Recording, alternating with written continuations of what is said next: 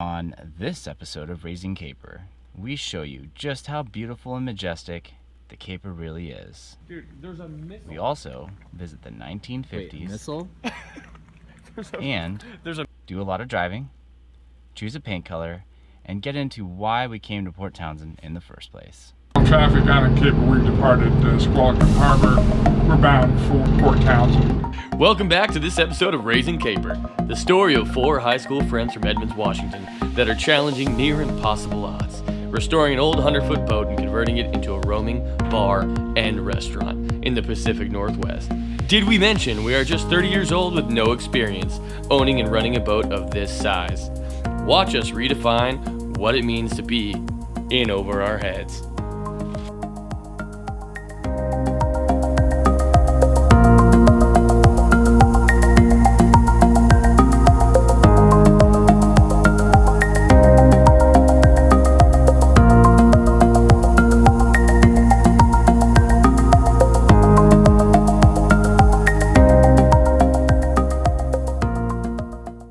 We begin this episode by going back in time to a time that we fell in love. Just look at her.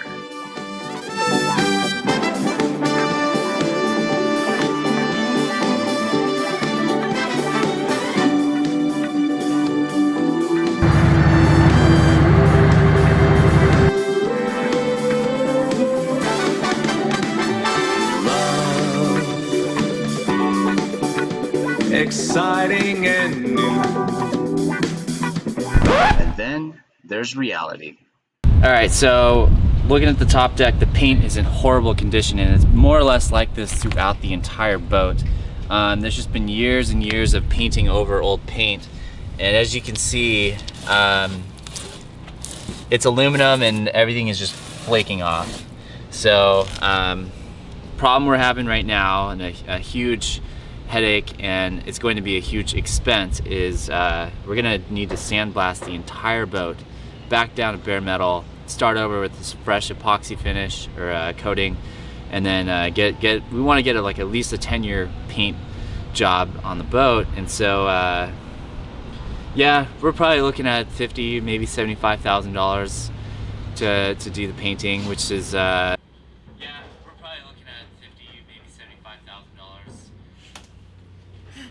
So apparently you only have assumptions when you're clean shaven. What is it? 50? Where did 50 come from? That's like the price of the paint. What in the are you talking about? I don't know. That's how much we thought it would cost. Kenny said it'd be $50,000 to $75,000, Tom. That's what we thought. You guys are morons. How would the no, we had no frame of reference. We hadn't gotten our first 3 bids yet. Well, people told you bids, and then you're like, Nope. no, we'll do it ourselves. How much Nope. is each gray hair worth? Because I got a lot of those this year from painting. Okay. I think Pat 5,000. got heavy metal poisoning. I did, literally. We got rashes everywhere. There's no resentment at all. No. No, I'm not. I'm only mad at paint and sandblasting in boats. Not you guys though. I love you guys. Okay, continue. It's this one.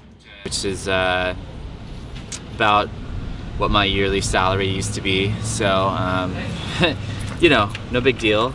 But yeah, it's just in a pretty horrible shape in terms of the paint. And apparently the boat was painted just like 3 years before we bought it. So it's pretty much evidence that like the paint's just not gonna, there's no painting over this. It's done. There's no amount of sanding that's gonna get this back in order. It just needs to be, we need to start over fresh. And it's probably time to do that. So yeah, no, it's quite the project, quite the challenge we need to overcome. It's a crux in the whole thing. The challenge we need to Little overcome did is Kenny know probably that it was more than quite the project. I was right. It was a crux. So is It that was a only crux. going to be my capturing view, or is it going to be... So this is what. So the first thing we did once we realized what the paint system was we went and got 3 bids. One was $175,000, one was $235,000, and the other one was $300,000. All 3 of which told us we had no other option than doing it through them. We could not do it ourselves.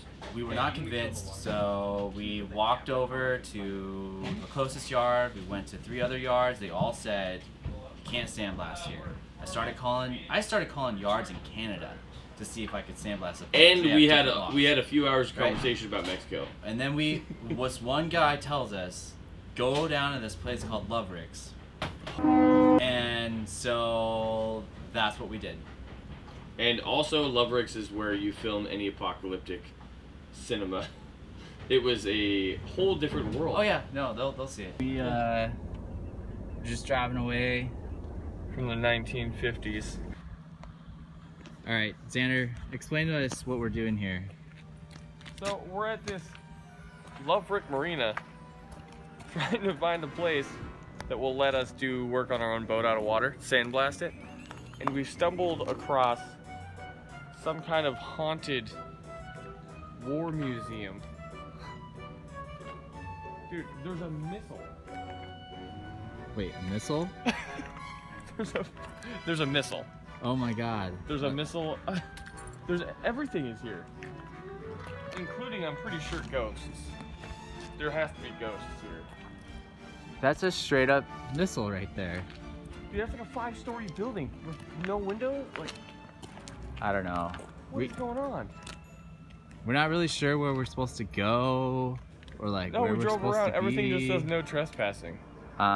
Is this where we get shot on video on accident? And then Did you get footage of you pushing me into a Connex that turned into a 20-foot office labyrinth?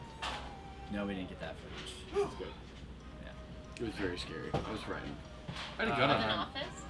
Oh, it was a Connex with gates and closets in it, and you had to walk down a small hallway and go down that turned into like a trailer, and then his office was the end. There was a big fat white dude with a beard and one eye. And he's like, "Well, can we help you?" And like nobody's answering, right? So me and Kenny are like walking through this place, like, I think we're here. Dude, that's a ship with trees growing out of it. Seriously? Holy crap! It is. That is a huge boat. Wow, I have to go ahead and. A lot of weird stuff around here. Like you could walk around this place for hours.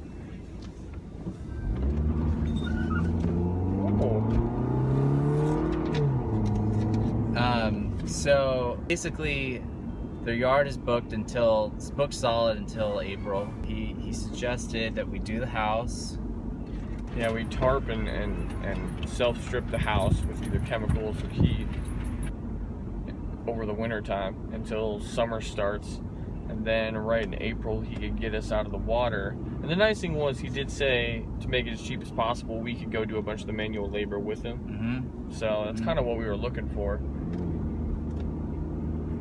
DIY. Painting the boat. It's a huge job. It's a major ordeal. I don't know how we're gonna make it happen, but you know, We're gonna make it happen. I would prefer it like if we could just go somewhere, haul the boat out, and do it ourselves and do it right. We were hoping for a place that would just let us pull the boat out, Yeah. put it in a safe environment, but we do all the manual labor and all of the painting and stripping. Yep. And like maybe we bring in our own guy that like knows what he's doing and like. But liability. So yeah, it's not gonna happen. But anyways, Anacortes is looking pretty cool. Yeah, it's sunny as heck. Look at that. There's a Taco Bell KFC combo. Dude. That's the ultimate South duo right there. Taco Bell and KFC. Yeah. Southern Pride. Me and you hunted around to all the shipyards. We were trying to get bids. We were trying to figure out who could do it for us. We were going to do it ourselves. And then we're like, oh, we can't. And then everybody said we can't. And then we're like, I think we could. All three of us were like, hey, we can handle this. We can do this. We can do it, man. It's what? Just sandblasted paint. Like I saw some guy do it on YouTube. Easy. Whatever. Yeah, it's fine. No. It's just painting. No, I just- did that in kindergarten. Just build an enclosure. Painting's easy. Put up an enclosure. Buy a sandblaster. Buy the blast media. Sandblast it and paint it. Yeah, what could go wrong? But I think it was actually, I was thinking about this today. I was calling around to find window people that could do the window expansion, and somebody said the only yard that will let you do that yourselves is Port Townsend. And I'd never heard, honestly, even in high school, growing up here, never heard of this place. Didn't know about it, had never been here. And they were like, yeah. So I called them, and Tom walked out, and I had it on speakerphone, and I was like, hey, this place said we could, it's a DIY yard, we could do it. And Tom got all jacked up, and he's like, when? And she's like, oh, we have an opening Wednesday. And he's like, yeah, we'll book it. And then like we continued to talk to her, and like Tom's all stoked, and then like for the next 2 weeks, Tom was like, we gotta get everything done in the next 2 weeks. The opening is Wednesday, and I was like, dude, she sounded really chill. I think we could show up whenever we wanted. He was like, no. That's when they have availability. And Tom used it as like a tool because we worked like 16-hour days, and we redid the hydraulics, and we got this boat seaworthy. And that's the story of how we found Port Townsend. 1 week later, we found ourselves on the road heading down to Seattle to arrange all of our paint supplies, paint media, and scaffolding. We're going to talk to the man, paint man, about paint. The man. Man, we're going to talk to him about buying lots of paint. Well, not lots of paint to him, but lots of paint to us. And he sells a lot of paint. We're probably in the neighborhood of around 8,000 square feet. 8,000 square foot of paint. We got almost 6,000 above the water line. It's Monday morning. All three of us are driving in 3 separate cars. First, we stopped at the paint place. Charlie.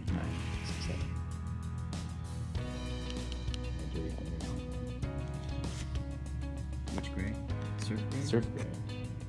And then the white is not on. Met with the paint rep and got an estimate for the paint for the entire project. It's going to be about $12,500, $13,000 or so. Not horrible, but you know, not chump change either. Now we're driving down to Tacoma to meet with the scaffolding guy. He's going to build a scaffold, going to put up scaffolding all around the boat. It smells like Tacoma right now. It does smell like Tacoma. I agree. Yeah, so 24 Look at large this. for shrink wrapping might just be the going rate. And then after that, we're going to meet with the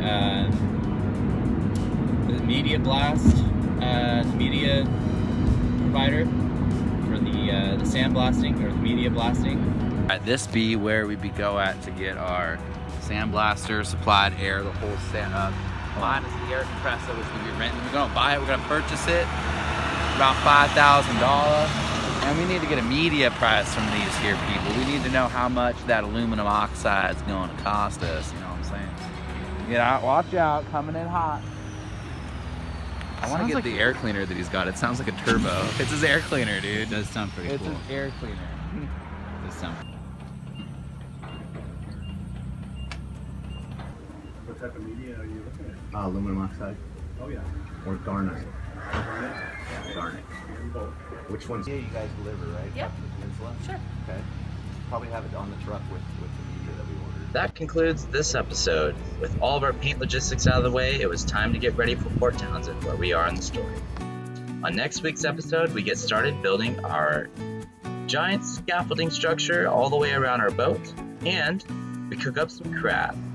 All right, on Raising Caper tonight, we bring you our hand-caught, home-prepared Dutchess crab cakes.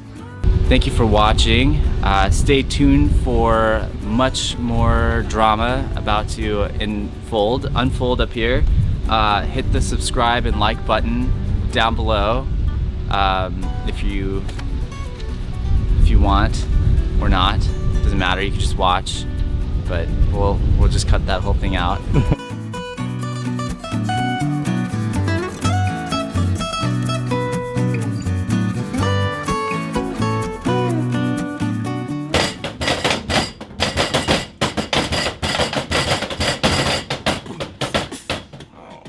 Oh, you don't like it?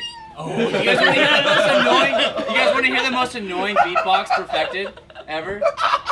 You guys want to hear it? Come on. Come on. Yeah, let's do it. Boom, boom, bing, bing, boom, bing, boom, boom, bing, bing, boom, bing, boom, boom, bing, bing, boom, bing, boom, boom, bing, bing.